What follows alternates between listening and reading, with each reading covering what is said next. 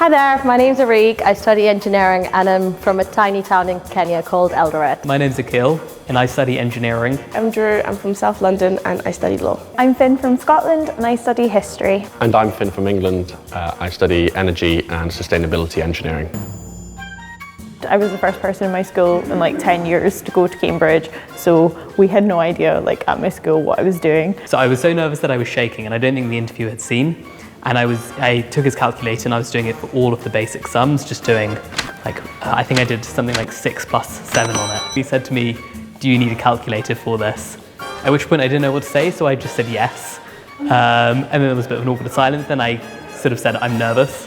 And I think after that it got a little bit, well, I felt a bit better. I think he was fine with it the whole time. They asked me a question and I immediately thought of the answer, which was the word circumference. But I decided that for some reason this was Cambridge and the word circumference was too simple and I needed to think of something smarter or more complicated.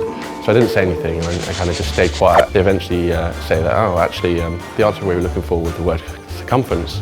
And I just felt like I should have actually said what I was thinking rather than trying to stay quiet and be smart. They asked me a question and as I was responding, my brain just went blank, just completely. And I had to say, "Oh, I'm so sorry, I've just had a brain blank." And they said, "That's fine, just sit until you remember what it is you wanted to say."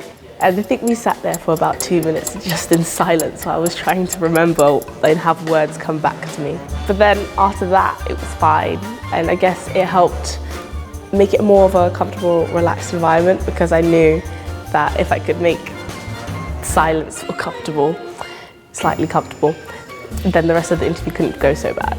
So at one point I started arguing with the interviewer, which was a tactic that I later found out isn't exactly frowned upon, but at the time I was just really annoyed because I said something that was a bit opinionated about British politics, and the interviewer just reworded what I said completely. It was like, "I didn't say that, what I said was this, that is not the same thing." And yeah, at the time I was like, I have completely screwed it up, but in retrospect, maybe not the worst idea.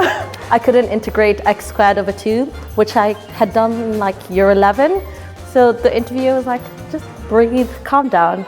I'm sure you can do this because you've done similar stuff." And I was like, "Oh, yeah, that." So that went well. So I think it's quite normal to not even be able to do the basic things that you do know, and it's fine. And my thoughts were just to try and be myself, which is what everybody says, but if you're more comfortable, then you're just going to do better. It's sort of designed to make you think about things that you haven't encountered before. Put your thoughts aloud. They can work with you if you say something, because then they can see how you're thinking and where you're going wrong and help lead you towards the right answer. There was a lot of afterwards I thought, "Oh, but what happens if I said this? Or did I say this? Or should I have said that?" I played the situation in my head so many times I forgot how the interviews actually were. And then make my way down the stairs, happy as you can be after an interview, I realised that I'd forgotten my bag in the interview room and the second person after me had already gone in.